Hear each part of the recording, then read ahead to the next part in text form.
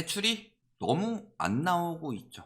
1월도 감소했는데 2월은 1월보다 더 감소했다. 그래서 예적금은 늘고 가계대출은 감소 중이다. 문제는 기준금리 몇 번 올려서 이제 자 3달째예요.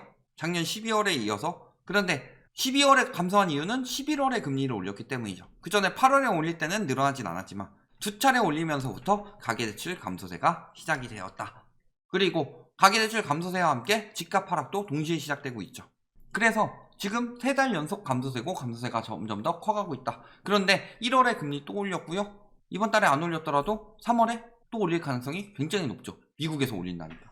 그리고 5대 은행 같은 경우도 2달째 감소세가 굳어졌는데 역대 최초로 3개월 내리집권제. 왜냐면 가계부채 문제가 커서 가계부채를 줄여야 된다. 그리고 대출이 감소하는 이유는 뭐겠어요? 금리가 오르고 DSR 규제가 강화됐기 때문에. 은행도 지금 가계대출 대신에 법인대출 늘리자. 왜? 기대율이 기업대출을 늘리고 지금 가계대출을 줄여야 하는 상황이죠. 그런데 가계대출을 줄이는 건 이제 성공했으니까 기업대출 늘려야 되죠. 아직도 한참 남았어요. 예대율 맞추려면. 기업대출이 652조예요. 가계대출은 얼마인데. 그러니까 기업 고객 모시기 분주하다. 이런 이야기죠. 이런 상황에서 왜 수익형 부동산이 뜬다고 할까요? 금리 올라가게 되면은 가장 쥐약인 부동산이 오히려 주택보다 수익형 부동산이다. 그런데 왜 수익형 부동산을 뜬다고 해요? 대출받게 하려고.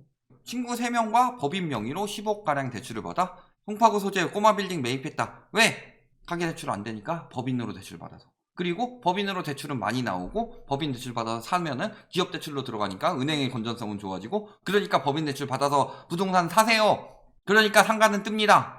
저건 안 터질 것 같아요. 가게 터지면은 진짜 기업 대출하고 저런 식으로 이것도 기업 형태가 아니라 개인이 같은 거 아니면 친구들이랑 모여서 했던 이런 부동산 법인은 기업 대출이 터지면 망하는 게 아니라 가계 대출이 터지면 망한다. 제가 저런 경우 봤거든요. 3명이서 모여서 상가 투자에다가 폭망한 거. 공실이 나기 시작하면 완전히 망하는 건데 저거 시대 차익 더 보겠다고 하는 건데 지금 자영업자 죽어가고 있죠. 그리고 이번에 코로나로 인해서 비대면이 늘어나고 있죠. 비대면이 늘어나면서 배달 쪽이 성행하고 있고 그러면서 실질적으로 몇몇 음식업이나 이런 건 살아남겠지만 전반적으로 상가 자체에서 수요가 줄어들고 있죠. 굳이 상가를 안 빌리고 하더라도 할 수 있는 그런 경우가 많으니까. 그러면은 상가 시장은 앞으로 죽어갈 수밖에 없고 수익률을 내기가 굉장히 힘들어져요. 대출 잔뜩 받았죠? 금리가 오르고 있어요.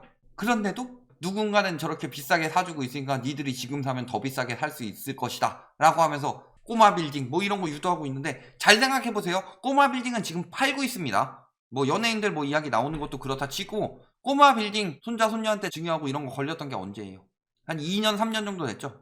저희 뭐 방송 초창기 때부터 그런 이야기 많이 나왔으니까 그 전 기사 뭐 2018년에도 나왔었고 그 사람들이 지금 증여해서 저런 사람들한테 팔고 있다는 거죠. 그러면서 계속 저렇게 대출 받도록 유도하고 있는 거고 가계대출 안 되니까 법인대출 받아서 사세요. 막혔을 때 저렇게 들어가는 것만큼 미친 짓이 어디 있어요.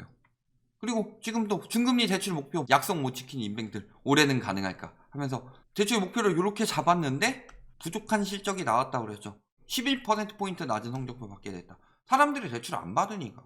DSR이 도입되면서 대출 한도가 줄어들어 중저신용자의 대출 규모를 늘리기도 어려운 상황. 즉 고신용자 제외하고 대부분 중저신용자가 어떤 사람들이에요? 영끌 비투죠. 여기서 플러스로 생계 자금 받은 사람들. 이런 사람들이 중저신용자 되죠. 충분히 갚을 여력이 되고 자산도 되고 그러면서 갚는 사람들 그 사람들이 왜 중저신용자겠어요? 고신용자지. 근데 대출 규모를 늘리기 어려운 상황이에요. 그런데 부자들은 이미 금리 오르면 빠진다고 그랬어요. 내놓는 족족 팔렸었는데 분양가 낮추고 자 분양 잘 된다고 분양가 계속 오른다고 이야기하고 있는데 분양가 낮추고 있죠. 파격 금융 혜택 평균가는 6억 7,077만원에서 6억 5,825만원으로 1,252만원 낮아졌다.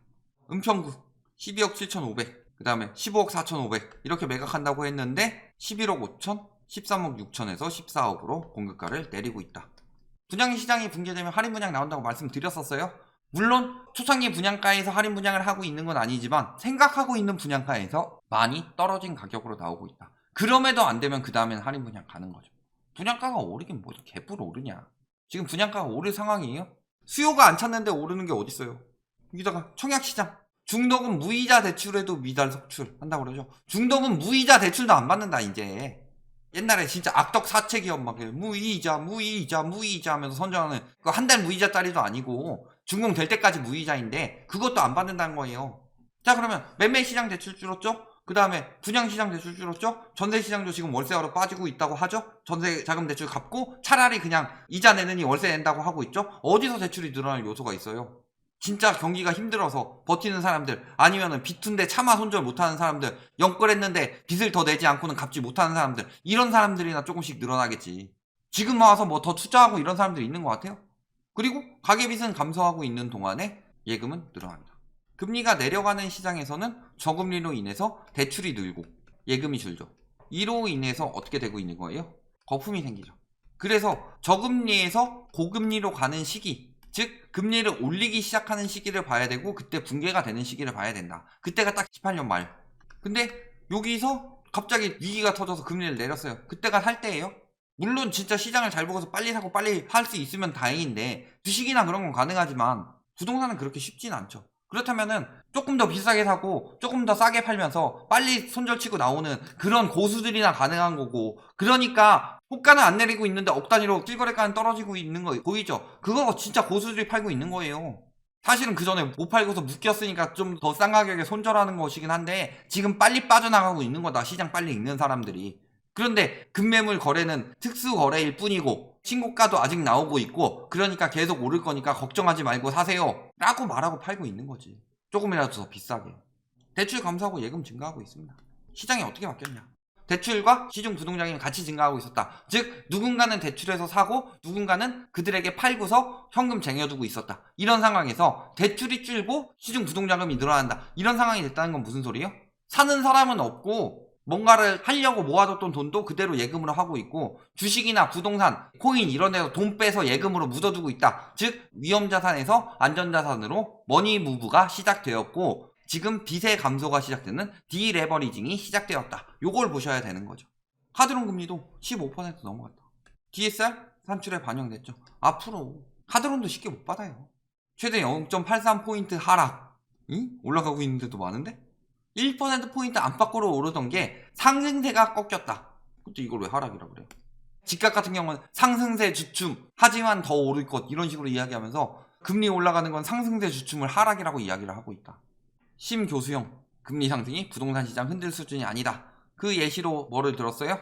연구 결과에 따르면 금리가 오르면 주식시장이 먼저 영향을 받고 2년 정도 후에 부동산 시장이 꺾였다. 그런데 당시 연구는 경기가 좋을 때를 기반으로 진행했기 때문에 바로 적용하기 힘들고, 그래서 금리와 부동산이 상관관계대로 시장이 움직이지 않을 가능성이 높다. 자, 그러면 우리나라 부동산 꺾였던 시기 보면은 91년도에 꺾였죠? 그 다음에 97년도에 꺾였죠? 그 다음에 2008년도에 꺾였죠. 요걸 좀 더 세분화하면 2008년 그리고 2010년이죠. 그리고 2018년. 이때가 꺾이던 시기였죠. 요때가 좀 2013년까지 장기화됐었고. 자, 그랬을 때 91년 인플레이션 굉장히 심각하고 경기 안 좋던 시기죠. 엄밀하게 말하면. 아시아 쪽에서 일본 수혜 많이 봤었는데, 운 좋게 우리나라 경기가 좀 좋아진 거는 일본이 박살나면서 그랬던 거지, 사실 보면 인플레이션 심하고 좋은 시기 아니었죠. 그래도 요때 호황이라고 칩시다. 97년. 이때를 경기가 좋을 때라고 보기에는 너무하죠. 97년 IMF 외환위기 사태 터졌는데 경기가 좋을 때다 라고 말하는 사람은 진짜 이거는 인간이 아니죠. 2008년, 그 다음에 2010년에서 2013년, 이때 2008년에 뭐 터졌어요? 글로벌 금융위기. 그리고 이때 유로존 터지면서 이때 저축은행 사태도 나오고. 자, 2018년에 뭐 있었어요? 이미 경기 안 좋은 상황이었죠. 금리는 올렸는데 미중 무역전쟁 터졌잖아요. 엄밀하게 말하면 2019년에 제대로 터진 거지만, 그걸로 인해서 2018년부터 이미 이야기가 나오고 있었고, 그게 2019년에 크게 터지면서 나온 거죠. 경기가 좋은 시기가 언제 있었어요 도대체? 주식시장이 먼저 영향을 받고 2년 정도 후에 부동산 시장이 꺾였는데, 경기가 좋을 때가 기반이다. 경기가 좋을 때가 도대체 언제였는데? 경기가 좋은데 주식 떨어지고 집값 떨어진 적 혹시 기억나시는 분? 구독자분들 중에서 아시는 분 있으면 댓글로 좀 달아주세요. 언제 경기가 좋았냐? 늘 똑같은 현상이었는데. 그동안 봐왔던 금리와 부동산의 상관관계, 움직이지 않을 가능성은 없다. 금리 상승으로 원리금을 갚지 못한 사람이 쏟아져 시장이 흔들릴 상황은 아니라고 본다. 평소 때는 그렇지만 지금은 아니다. 이자 부담이 그렇게 크지 않다. 자, 가계 이자 부담 봤을 때, 자, 이때가 52, 3조 정도 됐었죠. 그리고 이때 하락할 때가 54, 5조 정도 됐었죠. 지금 68조. 이자 부담만. 이거 가계 부채 곱하기 시중금리. 주택으로 가볼까요? 이때도 떨어졌고 이때도 떨어졌는데 유독 많이 치지 않았어요? 가계가 감당하지 못할 수준이 아니어 보이느냐 도대체? 왜 아무런 데이터도 없이 그냥 아니다 아몰랑 다 멋질 거야. 왜 자꾸 이딴 이야기만 하는 사람들 전문가라고 섭외해가지고 이야기를 하고 있냐. 결론.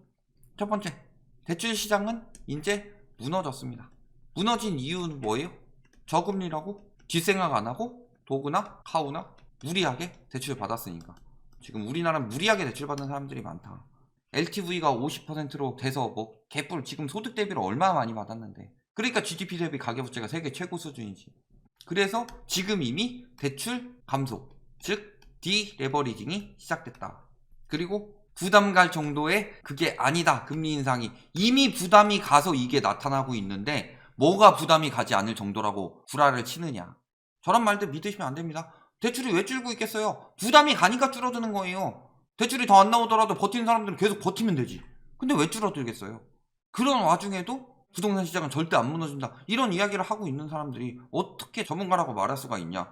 안 무너진다는 그렇다 칩시다. 그런데 안 무너진다는 분석을 금리 상승으로 인한 부담이 적다. 디레버리징이 일어나고 있고 대출이 감소하고 있는데 어떻게 그런 이야기가 나오느냐. 그게 전문가냐.